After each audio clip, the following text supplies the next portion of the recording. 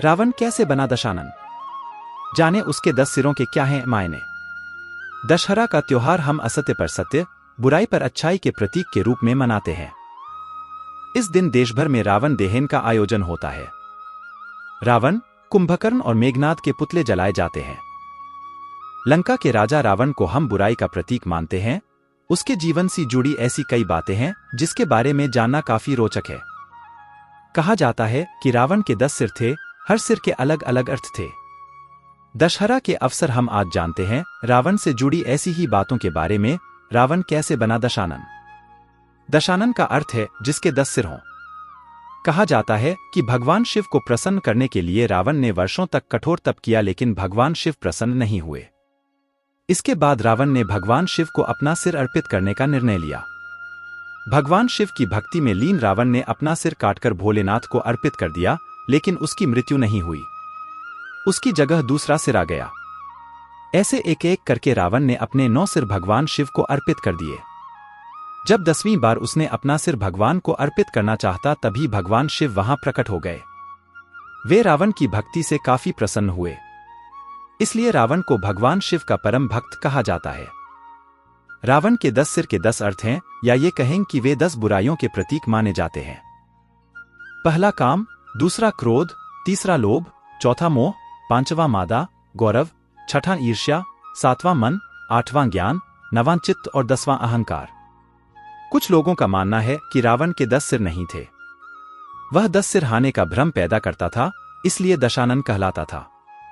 जैन शास्त्रों के अनुसार रावण के गले में 9 मणियों की माला थी। उन मणियों में उसका सिर दिखता था, जिससे दूसरों को 10 सिर होने का भ्रम पैदा हो जाता था। कुछ लोग ये भी मानते हैं कि रावण बहुत विद्वान था। उसे 6 दर्शन और 4 वेद कंठस्थ थे, इसलिए उसका नाम दसकंठी भी था। बाद दसकंठी को ही लोगों ने 10 सिर मान लिया। 4 आश्विन शुक्ल पक्ष की दशमी को हुआ था रावण वध। रामचरितमानस में भी दशानन की चर्चा है। बताया जाता है कि वह भगवान राम से युद्ध के लिए आश्विन मास के कृष्ण पक्ष की अमावस्या को निकला था। हर दिन उसका एक सिर कट जाता था। 10वें दिन यानी आश्विन मास के शुक्ल पक्ष की दशमी को उसका वध हुआ। इस वजह से ही दशमी के दिन रावण दहन होता है और दशहरा मनाते हैं। सीता का अपहरण नहीं, बल्कि इन 6 श्रापों की वजह से हुआ रावण का अंत। वंश का भी हो गया नाश। कई वरदानों की वजह से रावण ने अपनी आयु 1000 साल से अधिक कर ली थी, और मौत भी उसका आसानी से कुछ नहीं बिगाड़ सकती थी। एक तरह रावण अमरता हासिल कर चुका था, लेकिन उसने इतने पाप किए थे जिसकी वजह से कई लोगों ने उसे श्राप दिया। हालांकि उसे सजा देना आम इंसान के बस की बात नहीं थी। यही वजह है कि रावण के अंत के लिए भगवान विष्णु को खुद राम के रूप में धरती पर जन्म लेना पड़ा। रामायण भगवान श्री राम की कहानी है, लेकिन अगर इसमें रावण का उल्लेख ना हो तो ये कहानी अधूरी है। राम ने अपनी पत्नी सीता के अपहरण के बाद युद्ध में रावण का अंत कर दिया था। रावण के अंत के साथ ही रामायण का महाकाव्य समाप्त हो जाता है, लेकिन बहुत ही कम लोग जानते हैं कि केवल सीता के अपहरण की वजह से ही रावण का अंत नहीं हुआ था, बल्कि इसके पीछे उस पर लगे 6 श्राप भी थे। ढेरों तपस्याएं और वरदानों की वजह से रावण ने अपनी आयु 1000 साल से अधिक कर ली थी, और मौत भी उसका आसानी से कुछ नहीं बिगाड़ सकती थी। एक तरह रावण अमरता हासिल कर चुका था, लेकिन उसने इतने पाप किए थे जिसकी वजह से कई लोगों ने उसे श्राप दिया। हालांकि उसे सजा देना आम इंसान के बस की बात नहीं थी। यही वजह है कि रावण के अत्याचार से धरती के लोगों को बचाने के लिए भगवान विष्णु को खुद राम के रूप में जन्म लेना पड़ा।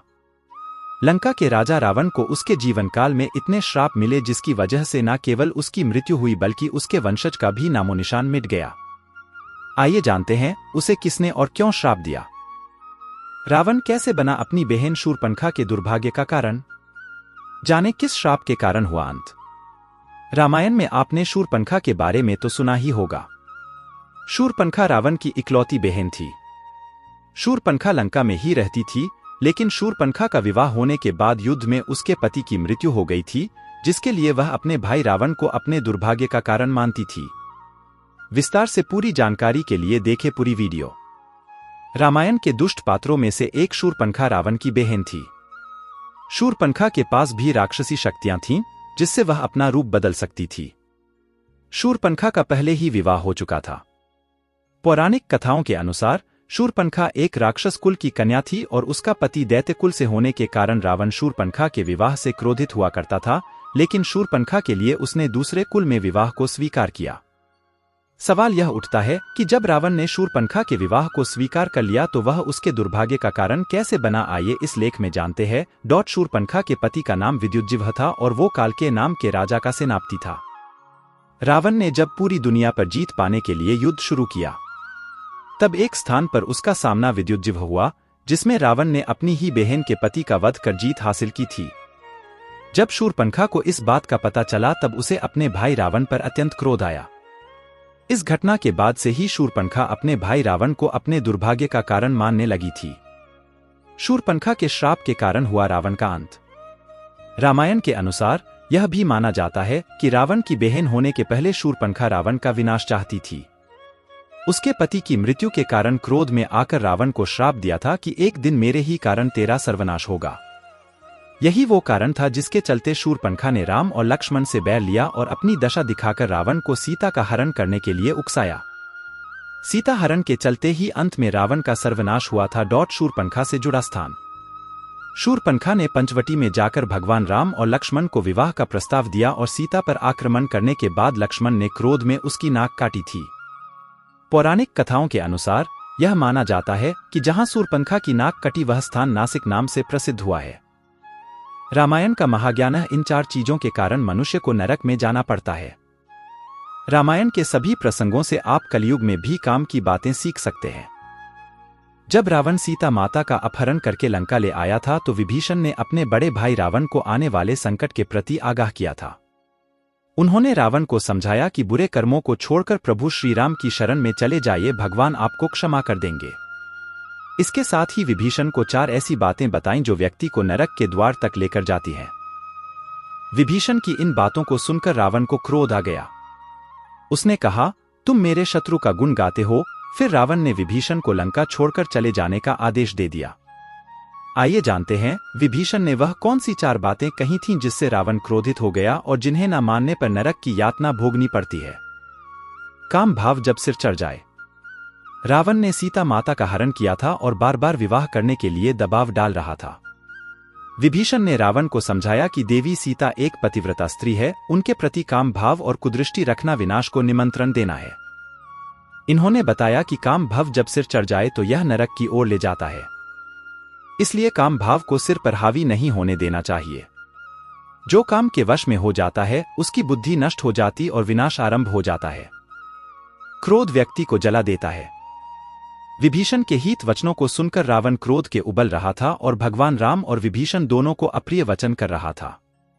विभीषण ने रावण को चेतावनी देते हुए कहा कि क्रोध की भावना तुमको जलाकर खाक कर देगी, और हुआ ही ऐसा। क्रोध आने पर व्यक्ति को इस बात का एहसास नहीं होता कि वह क्या सही और गलत कर रहा है। इस अवस्था में वह खुद अपने पैरों पर कुल्हाड़ी मार लेता है। रावण ने भी ऐसा ही किया। क्रोध को विभीषण ने नरक का कारण माना है। अहंकार सबसे बड़ा दुश्मन। रावण अपनी शक्ति के अहंकार में मतवाला हो रहा था। उसे यह लगता था कि जिनके बल से देवता और ग्रह नक्षत्र भी डरते हैं, उनका सामना भला राम क्या कर पाएगा। अहंकार के मद में रावण को भगवान राम के वास्तविक स्वरूप का ज्ञान ही नहीं हो पा रहा था। परिणाम यह हुआ कि उसके पूरे कुल का सर्वनाश हो गया। विभीषण ने पहले ही रावण को बता दिया था कि अहंकार से विनाश और नरक का रास्ता निकलता है। लोभ से कुछ नहीं होता हासिल। कोई व्यक्ति जो दूसरे की चीजों को गलत नजर से देखकर लोभ में आकर उसे हासिल करने की कोशिश करता है, उसे कभी सफलता नहीं मिलती। व्यक्ति को अपनी चीजों से संतोष करके सुख से जीवन व्यतीत करना चाहिए। लोभ में आने पर व्यक्ति का केवल नाश ही होता है और अंत में नरक भोगना पड़ता है। तो आज के लिए इतना ही, फिर मिलेंगे नेक्स्ट वीडियो में।